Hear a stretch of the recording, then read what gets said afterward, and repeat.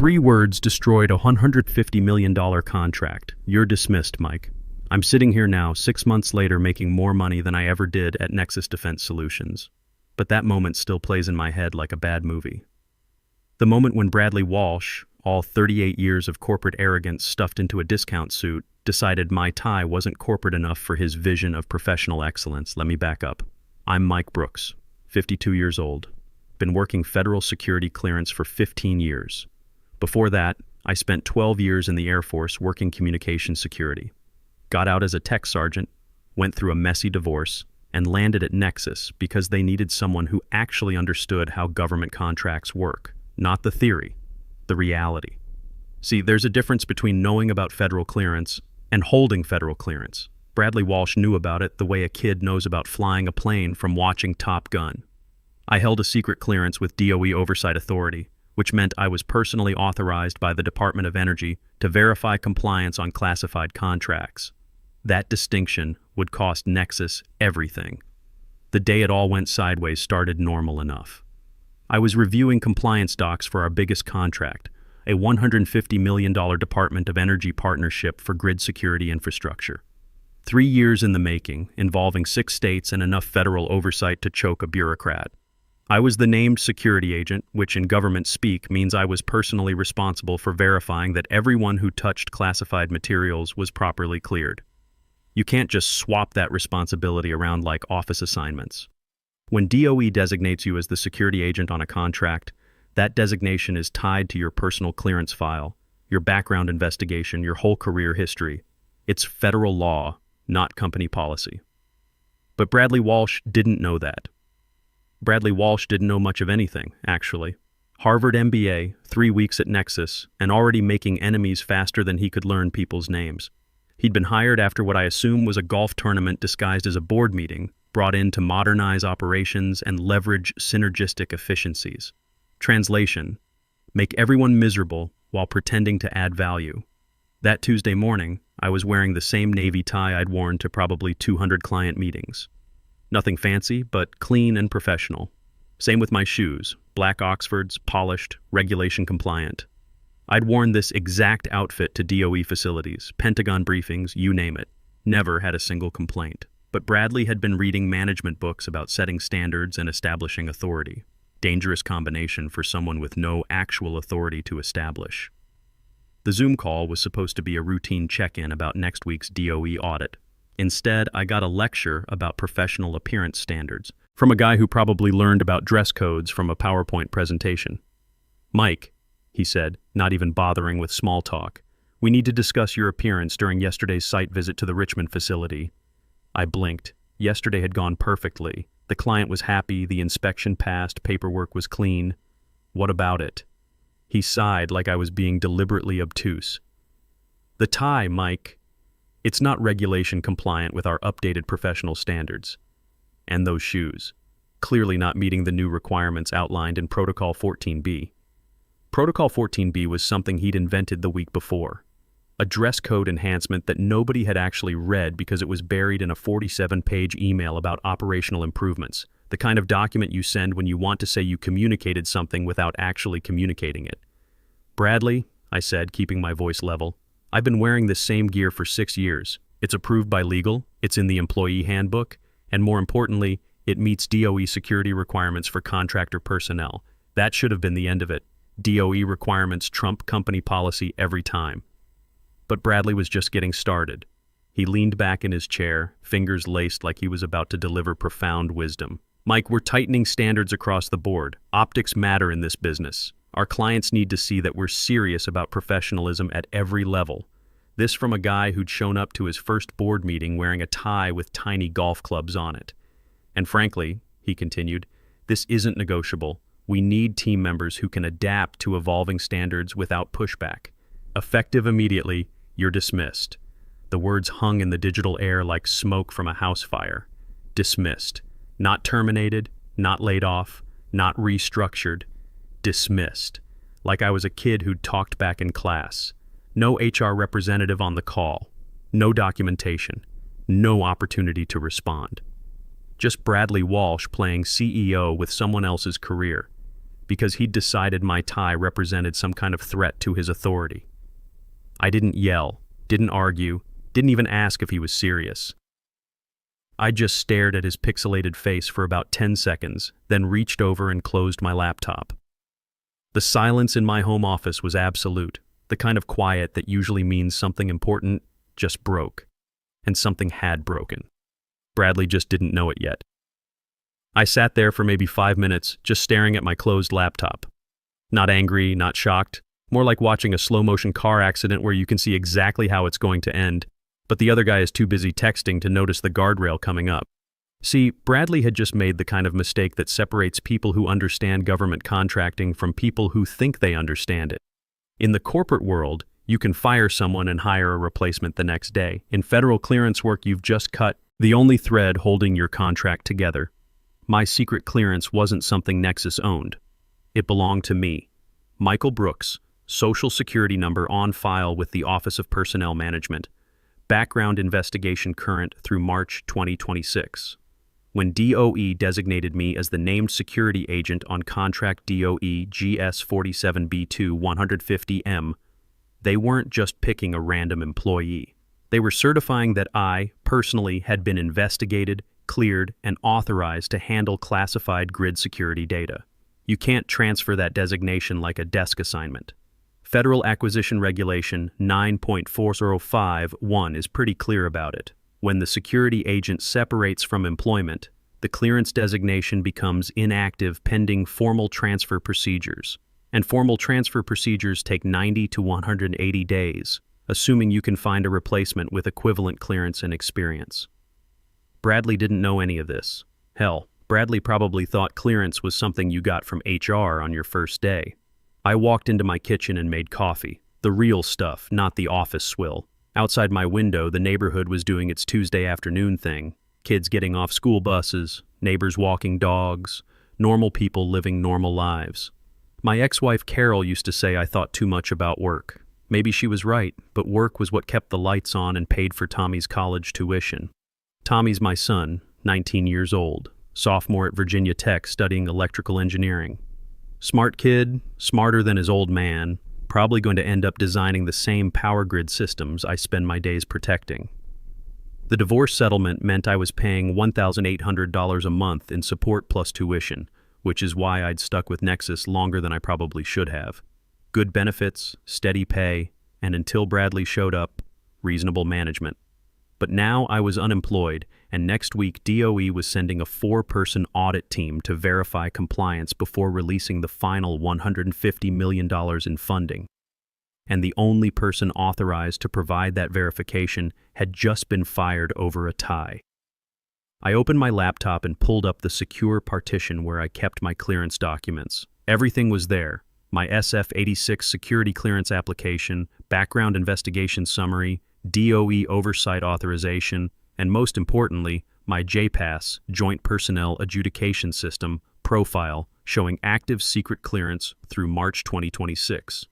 The DOE contract was right there too. 47 pages of federal bureaucracy, but the important part was on page 12.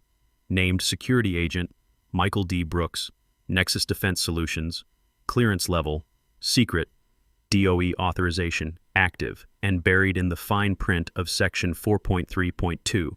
In the event of security agent separation from contractor employment, all project activities must cease pending formal designation transfer as outlined in FR 9.4051B3. Translation: if I wasn't there to sign off, the contract was dead in the water. I didn't delete anything, didn't copy company files or take screenshots.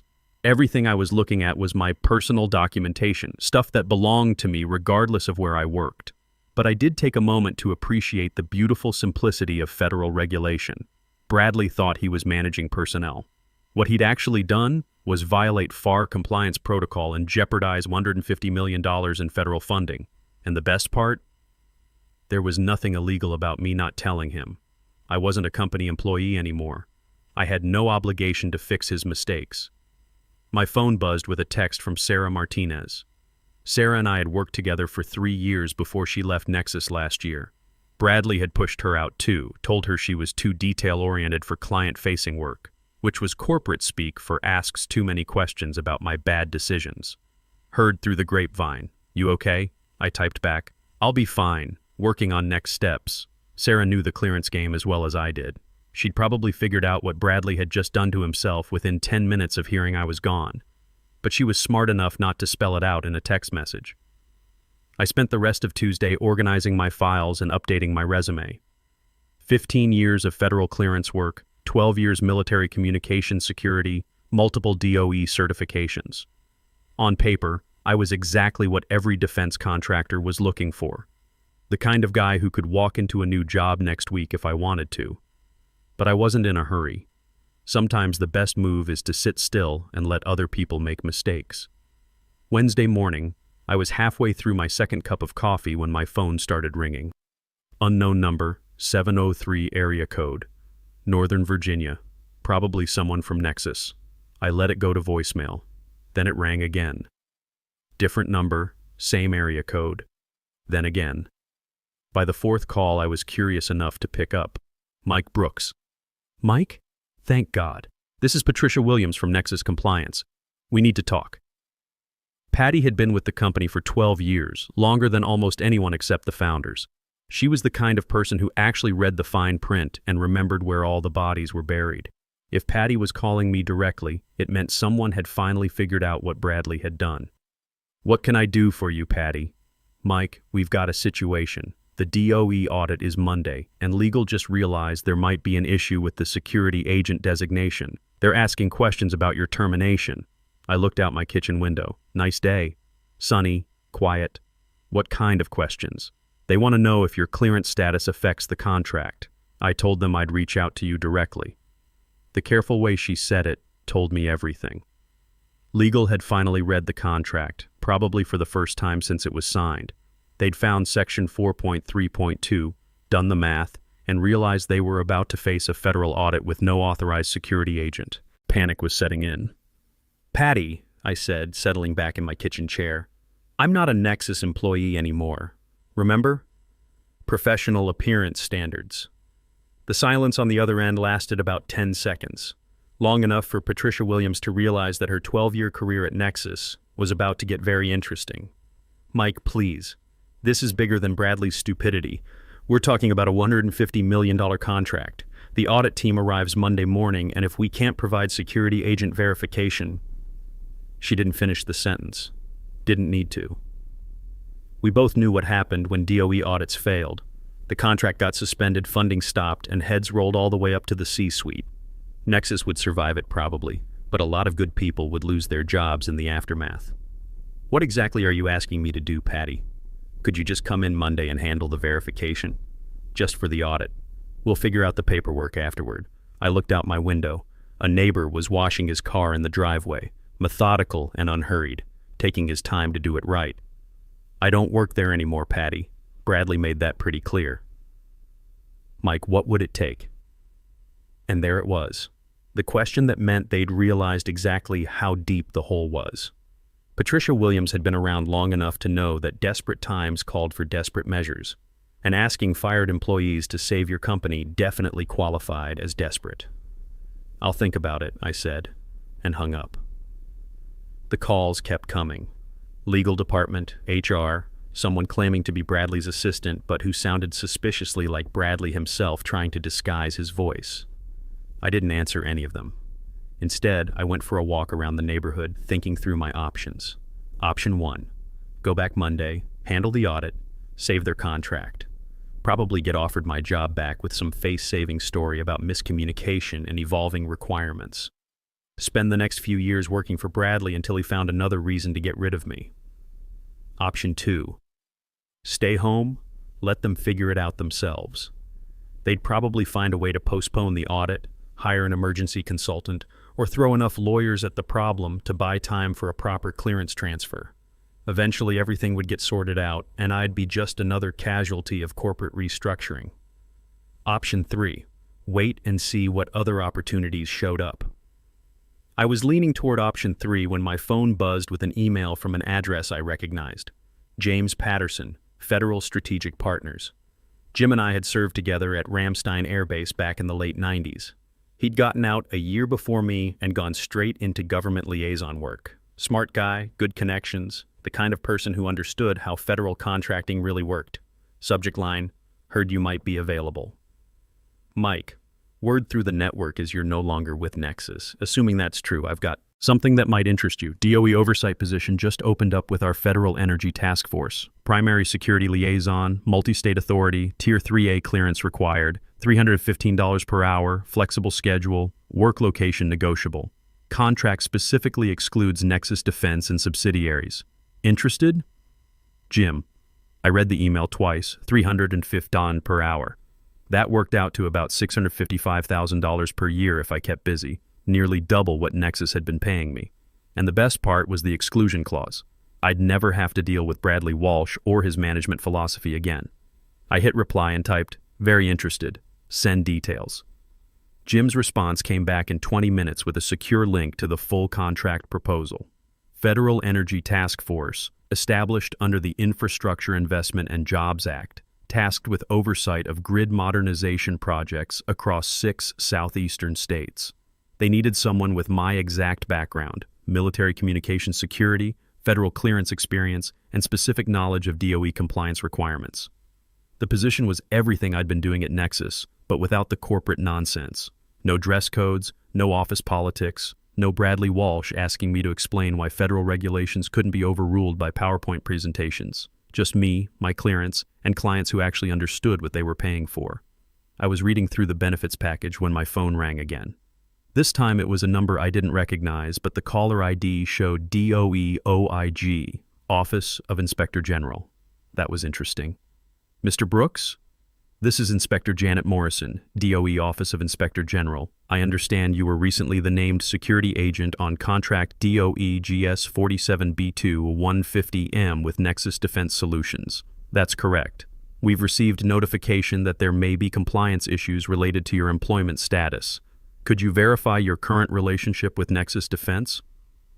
I sat up straighter. When DOE Inspector General calls you directly, it means someone has filed a formal complaint or identified a potential regulatory violation. Someone at Nexus had probably tried to explain the situation and made it worse. As of Tuesday, I'm no longer employed by Nexus Defense Solutions. I see. And were you provided with proper notification procedures regarding clearance designation transfer as required under FAR 9.405? No, ma'am. I was terminated via video conference for alleged dress code violations. No documentation was provided regarding clearance procedures. There was a pause while she made notes. Mr. Brooks, we're opening a formal inquiry into potential FAR compliance violations related to this contract. You may be contacted for additional information. In the meantime, please preserve all documentation related to your clearance status and employment with Nexus. Understood. After she hung up, I sat back and tried to process what had just happened. DOE Inspector General didn't open formal inquiries lightly. Someone at Nexus had really screwed up, probably by trying to claim they could proceed with the audit without proper security agent authorization. My phone buzzed with another call. This time it was Patricia Williams again, and she sounded like she was having a panic attack. Mike, we just got a call from DOE Inspector General. They're asking about compliance violations. What did you tell them? I told them the truth, Patty. I was fired Tuesday for dress code violations, and nobody mentioned anything about clearance transfer procedures. Oh God. Legal is freaking out. Bradley's in meetings with the partners. They're talking about postponing the audit. Too late for that. Once DOE Inspector General got involved, postponing wasn't an option. They'd want answers, documentation, and probably a few heads-on platters. Patty, I'm sorry this is happening, but it's not my problem anymore. I didn't create this situation. Mike, please. What would it take to make this go away? I looked at Jim Patterson's contract offer still open on my laptop screen.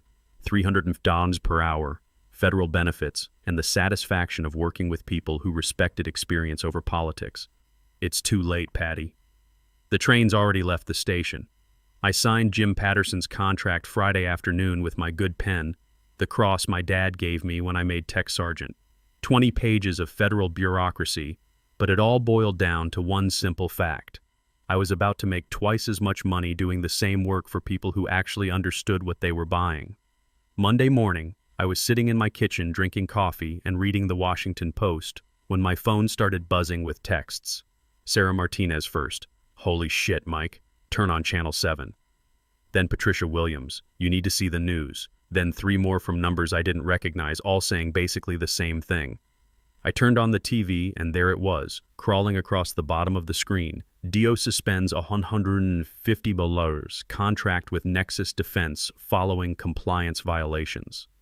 The talking head was reading from what looked like a prepared DOE statement about irregularities in security clearance protocols and ongoing investigation by the Office of Inspector General. Nexus Defense Solutions' stock price was already down 12% in pre-market trading. My phone rang. Jim Patterson. Mike, you watching the news? Yeah. Any chance that compliance violation has anything to do with your sudden availability? I took a sip of coffee. Let's just say some people learned the hard way that federal clearance isn't transferable property. Jim laughed. Well, their loss is our gain. When can you start? How about this afternoon? The DOE audit at Nexus apparently lasted about 45 minutes, long enough for the lead auditor to ask for the named security agent, get told that person was no longer with the company, and politely explain that the contract was therefore void pending formal compliance review. No drama, no shouting, just bureaucratic efficiency at its finest. Bradley Walsh tried to argue that they could assign someone else temporarily. The auditor explained that federal law didn't work that way. Bradley asked if there was some kind of exception process. The auditor handed him a business card for the DOE Inspector General's office and suggested he direct all future questions there. By noon, Bradley was cleaning out his office. By 2 p.m., his LinkedIn profile read, former VP of Operations. By Friday, he was completely scrubbed from the Nexus website like he'd never existed. I heard most of this through Sarah, who still had friends inside the company. According to her sources, the board meeting that followed the audit was epic. Lots of shouting, finger-pointing, and demands for explanations about how a $150 million contract could be derailed by a dress code dispute. The answer, of course, was that it wasn't really about dress codes. It was about a kid with an MBA who thought authority came from making arbitrary rules instead of understanding the business. Bradley had fired me because he wanted to establish dominance. What he'd actually done was demonstrate that he had no idea how federal contracting worked. The DOE Inspector General's report, when it finally came out 6 weeks later, was a masterpiece of bureaucratic understatement. Nexus Defense Solutions failed to follow established procedures for clearance designation transfer, resulting in contract non-compliance and potential security protocol violations. Translation: they screwed up so badly that DOE was considering barring them from future federal contracts. Meanwhile, I was settling into my new job with federal strategic partners. Same work, better pay, and clients who understood that experience trumped corporate politics every time. My first assignment was reviewing security protocols for a grid modernization project in North Carolina. The kind of work I'd been doing for years, but now I was getting paid what I was actually worth. The best part? No dress code. I could wear whatever tie I wanted, as long as I kept the power grid secure and the paperwork compliant. 3 months later, Tommy called me from Virginia Tech. He'd been accepted into an advanced electrical engineering program with a focus on grid infrastructure. Full scholarship, paid internship, the works. Smart kid, definitely going to do better than his old man. Dad, he said, I've been reading about this stuff you do. Federal clearance, grid security, all that. It's actually pretty cool. It has its moments. Think there's room in the field for another Brooks? I smiled. Always room for people who understand that the details matter, son. Carol, my ex-wife, even called to congratulate me on the new job. We'd been divorced for 8 years, but she's still worried about my career prospects. You sound happier, she said. More relaxed. She was right. Turns out, getting fired for wearing the wrong tie was the best thing that could have happened to my career. I was making more money, working with better people, and doing the same job I'd always done, just for clients who actually appreciated expertise over image. 6 months after the Nexus disaster, I was reviewing a DOE compliance report when I came across an interesting footnote. Nexus Defense Solutions had been barred from bidding on federal contracts pending completion of remedial compliance training and organizational restructuring. They'd lost their federal clearance authorization entirely. I didn't feel sorry for them. Bradley Walsh had made his choice when he decided that my tie was more important than my 15 years of experience. The federal government had made their choice when they decided that clearance protocols mattered more than corporate convenience, and I'd made my choice when I took a better job with people who understood what they were paying for. These days, I work from home most of the time.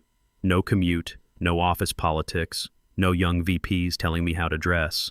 Just me, my clearance, and clients who know the difference between authority and competence. Sometimes I drive past the old Nexus building on my way to client meetings. The parking lot is emptier than it used to be.